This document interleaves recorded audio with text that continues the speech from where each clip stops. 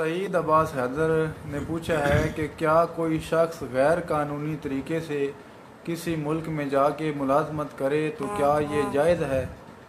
شریف آدمی وہ ہے جو ملکی قوانین کے احترام کرتا ہے، اگرچہ ان کی قوانین کی پابندی لازم نہیں ہے، لیکن نقصان زیادہ ہے، نفع کم ہے۔ آئے دن ہم اخبارات میں پڑھتے رہتے ہیں، اتنے بندے کشتی میں تو اردو اڑنے سے برباد ہو گئے، اتنے لوگ پڑ گئے، ان کو قید و بند میں ڈال دیا گیا۔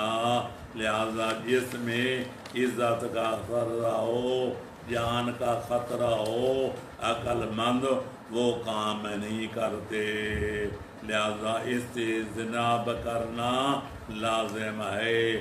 اگر بیرون ممالک میں جانے کا شوق ہے، وہاں سروس کرنے کا ذوق بھی ہے، تو قانون کے مطابق ویزا حاصل کرنا چاہیے، پھر جانا چاہیے۔